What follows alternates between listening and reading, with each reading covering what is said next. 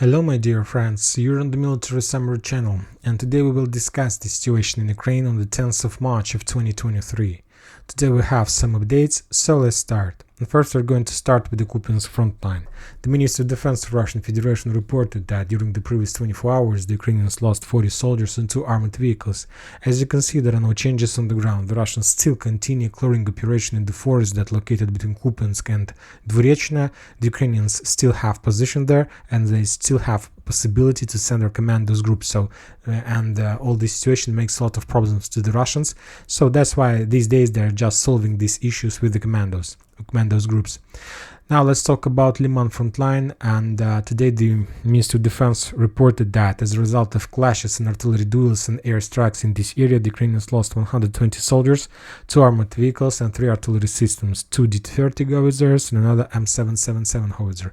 Furthermore, today the Ministry of Defense included Lyman for the first time, I believe, since November or October of the previous year. As soon as the Russians left Lyman, we haven't received any updates from this town, and today the Russians for the first time included this town, and they reported that they attack this area with artillery. And the Ukrainians used this town as the main bridgehead, as the main military hub to supply and support the Ukrainian forces in Terny and Yampolovka. And as we know, there are very heavy clashes between the small salient, the Russian salient that located on the west from Crimea, and Yampolovka. This map is not updated, or at least it shows the not correct information. The Russians have a little bit better positions in this area, and now the Russians at this stage of the operation are trying to push the Ukrainians in the forests that located on the north of Seversk, and also there are very heavy clashes between Yampolovka. The Ukrainians also try to attack the Russians in their flanks, and the Russians are trying to make counter-offensive operation in this area. And the only possible way how the Ukrainians are able to supply and support this town is through Lyman. It is much more safer, and there is not big distance between Slavyansk in this area. There are a lot of pontoon bridges all over the Seversk Donetsk river, so this is the tactic of the Ukrainians. Just a tactical clashes or even tactical operational battle, but as I told you, the Russians started attacking Lyman, trying to destroy or to establish some fire control over the support and supply roads of Yampol and Terny and Tarskoye. Now let's move to the south. There are no updates from Seversk. I believe that there are some clashes all over the front line, in towns like Belogorovka, like Sporne, like Veselaya, Razdolovka, Fedorovka, but the level of clashes is very low. And as you can see, we haven't received a lot of updates from these front lines since the middle or the end of January. As soon as the Russians established control over Sakov and Nikolaevka, they haven't made even a small progress in this area, because for now this is not so important. Now the Russians are completely concentrated on Bakhmut, and the Ukrainians as well. And as you can see, there are a lot of icons saying that a lot of updates. There were a lot of updates during the previous 24 hours. So let's start from the north. The Russians and the Ukrainian sources are saying that they managed to accumulate a very powerful attack feast on the line between Grigorievka, Orekhovo, Vasilievka and Zhelyznyanska, and they are ready to start offensive operation. The head of Ukrainian infantry army Seversk reported that the Ukrainians will start deblocade operation from the north at the beginning of the next week. I expected that he would start this operation this week, but the weather is so bad and the ground is also very bad. The quality is very poor, so the Ukrainians are not able to use their tanks for attack. So that's why they're waiting at least a few weeks before the weather will a little bit stabilized, and they will be able to use the tanks for broad frontline attacks. When talking about this icon are saying that the Ukrainians published a video and photo how they were attacking using drones and artillery systems the Russian position in this forest line. So as you can see, the Russians managed to develop their progress. They established control over these farms and over this forest line, they are very close to the road 0506, and they do have eye control over this road, and highly unlikely that Ukrainians uses this road at all. When talking about the north part of Bakhmut, as you can see, there are also icons. This morning the Russians reported that they started offensive operation on the north. They were at first, some sources were saying that the Russians started attacking this industrial zone, but that was some kind of speculation. The Russians started, they made an attempt to short the front line and to establish control over northeast part of this industrial zone, and I believe that they're able to do this. I'm talking about this area, because to attack this industrial zone, that first the Russian sources were talking about this one, there are a lot of barriers. There is two railroads, one from the west, another from the east, and also there is a river. So I don't believe that the Russians made an attempt to storm this area, but the piece of information that the Russians started offensive operation in these directions is highly likely. So I believe that these days the Russians will try to get the railroad, and they will try to short the front line and increase the pressure upon the Bakhmut from the east. There are a lot of updates are coming from the central part and from the south. For now, the Ukrainians still control the central part, and the Russians didn't make any attempts to cross this area. And when talking about the south, the Russians, as you can see according to these maps, control the complete south part of Bakhmut. And when talking about the western source map, this area still remains under Ukrainian control. But let's update for better performance, better understanding. So this area, according to the Russians, is under Russian control. Furthermore, the Russians have some progress on the south, and according to some sources, they control the some part of Sabachayevka block and Budyonovka block inside Bakhmut.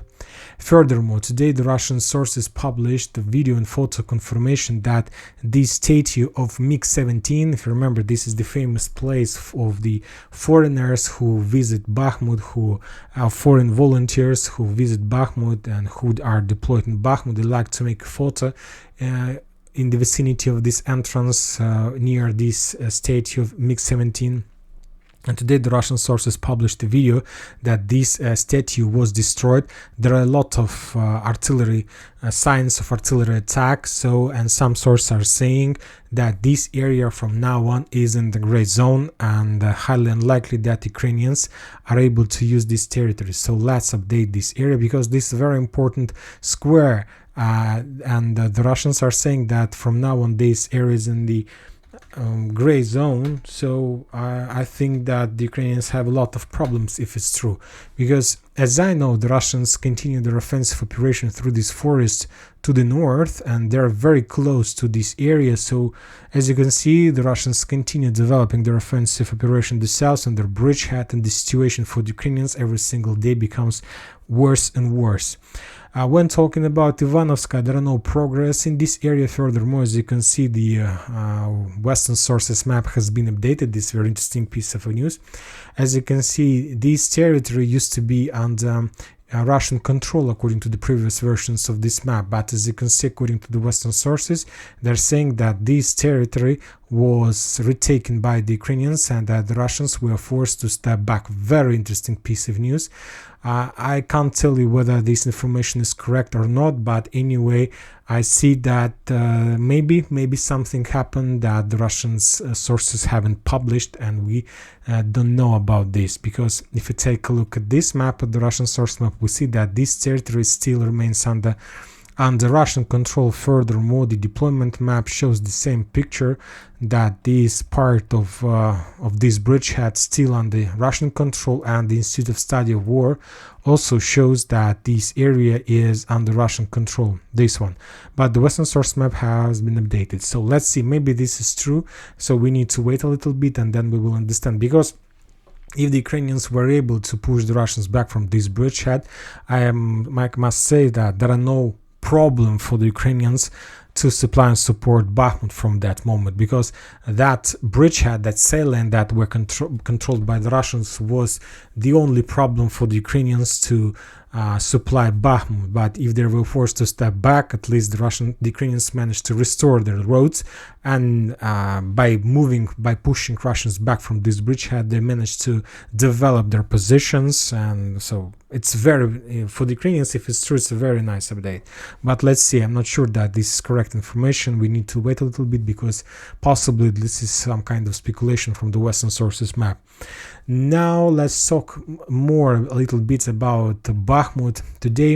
As I told you, when talking about the structure, military structure of Ukrainian army or military authorities, there is the most important person is Zelensky. He's the president and he's the head of Ukrainian army, and also there is the head of general staff Zaluzhny, and there is a third person is the head of infantry army of Ukraine, Seversk, and Seversk is responsible for defense operation of Bakhmut, and this is the person who we're asking Zelensky and Zaluzhny to give him more and more reserves to protect, to defend Bakhmut.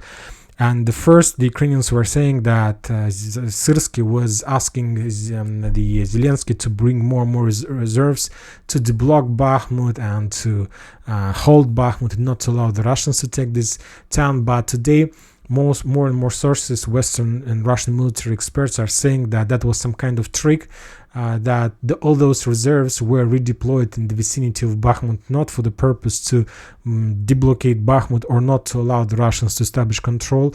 The real reason of that redeployment was that Seversk and the Ukrainian military authorities, and maybe the Western as well, took a decision to give the Russians a general battle in the vicinity of Bakhmut.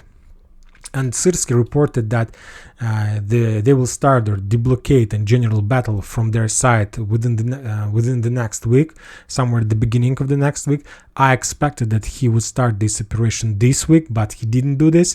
Maybe because of the weather, maybe because of the poor quality of the ground and so on.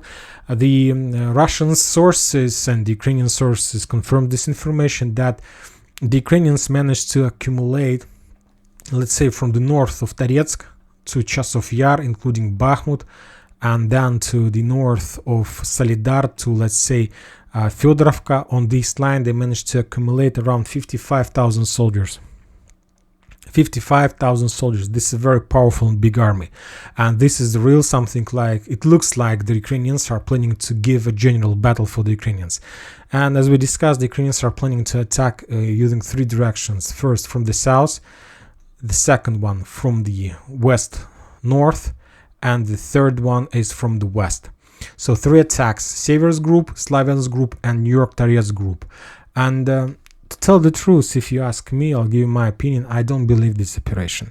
I'm just discussing this operation with you because this is the topic for today that a lot of experts discussing. But if you ask me, I see that this is suicide operation from the Ukrainian side.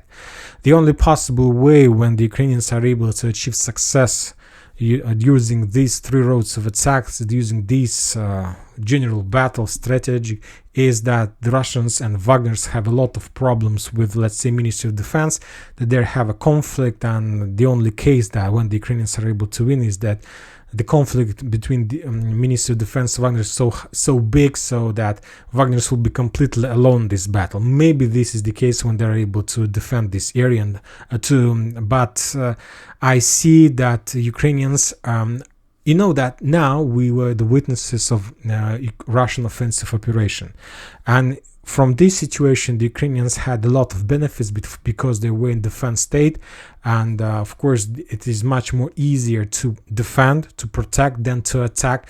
But when talking about the current situation, there is an upcoming general battle. The Ukrainians accumulated a lot of forces, but now the Ukrainians is the army that will be in offensive state. Now the Ukrainians will attack, not the Russians. So this is the problem. If we were talking about this general battle and the Russians were attacking, it was a completely different situation. But now the Ukrainians are going to attack. And they're going to attack from very bad positions. Also, the Ukrainian sources confirms that the Russians, as soon as I understand, as soon as they discovered the Ukrainian plans, the Russians started movements and redeployment of their regular army in the vicinity of Bakhmut. A lot of forces, a lot of armored vehicles, tanks, artillery systems, these hours are moving in direction of Bakhmut before the Ukrainians, and the Russians need to redeploy their forces before the Ukrainians started their greatest general battle.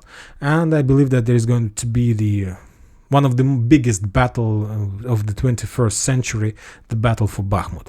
And two armies, the Ukrainians are going to have 55,000 army. I believe the Russians are going to redeploy almost the same number.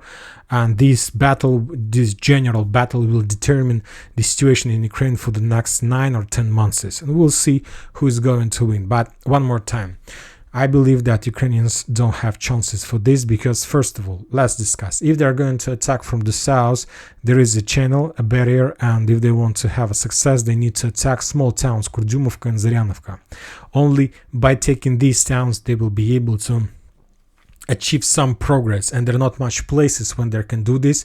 These are very short places, there are no roads, just the fields, and this is suicide operation, I believe so.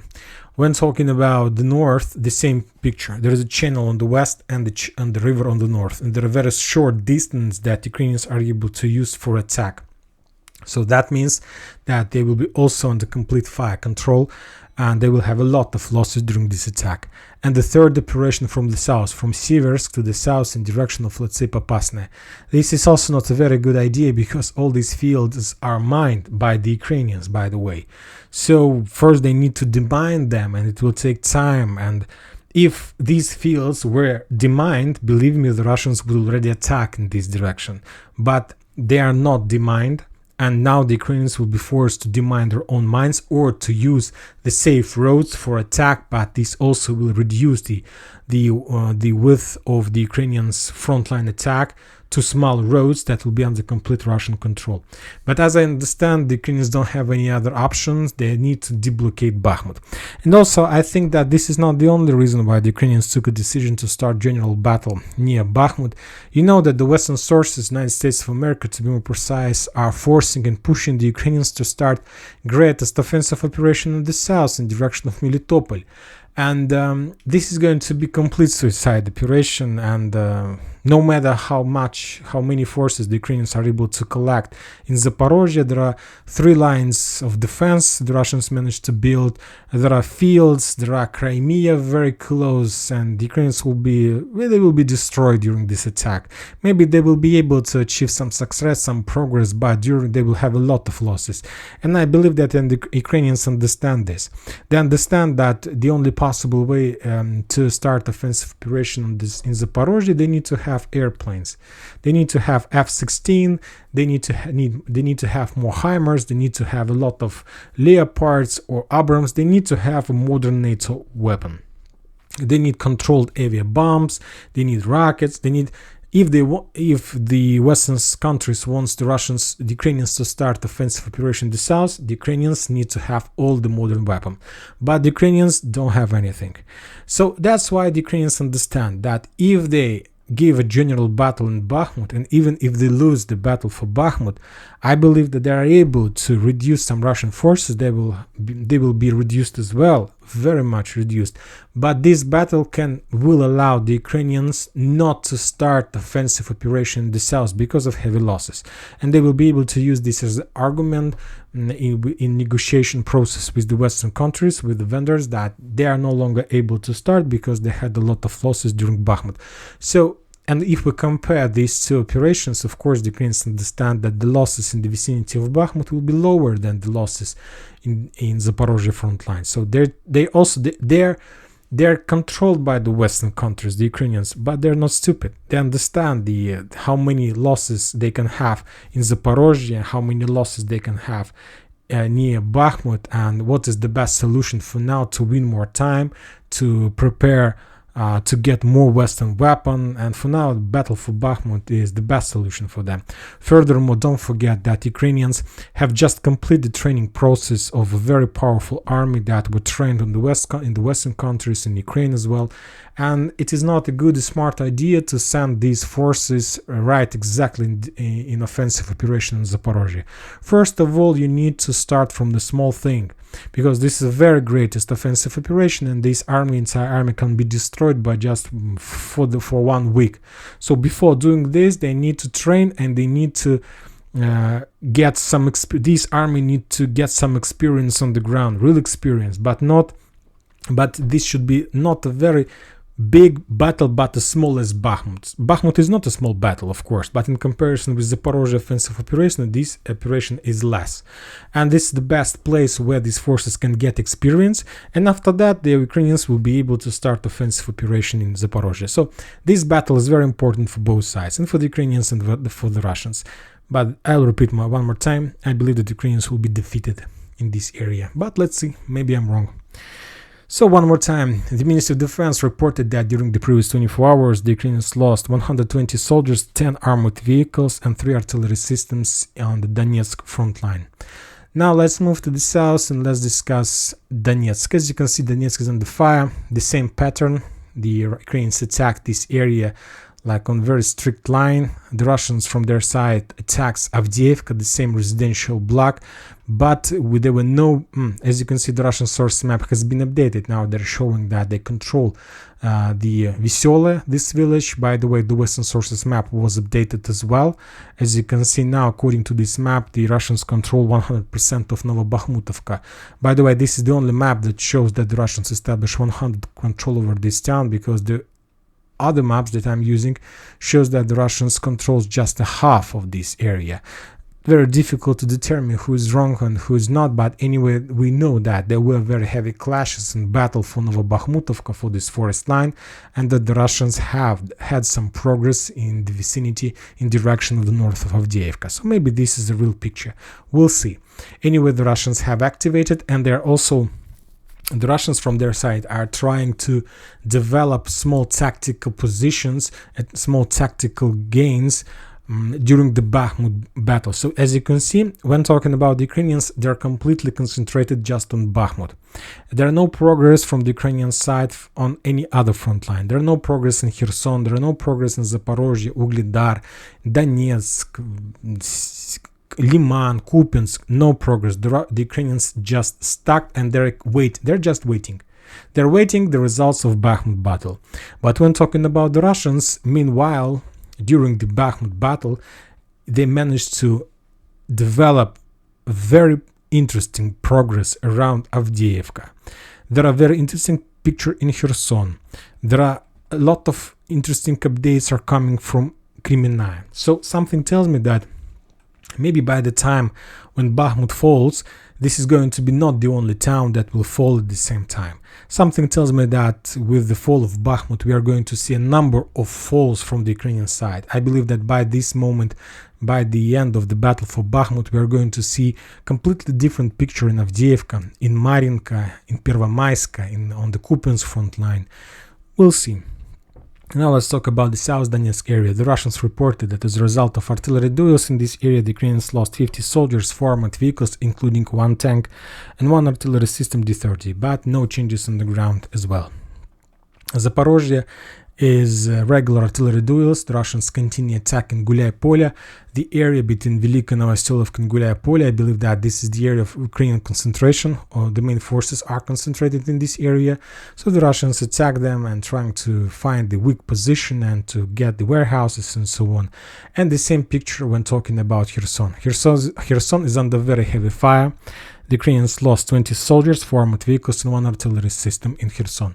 The battle for Kherson continues, and as I told you before, I believe that this year Kherson is going to return back to the Russians.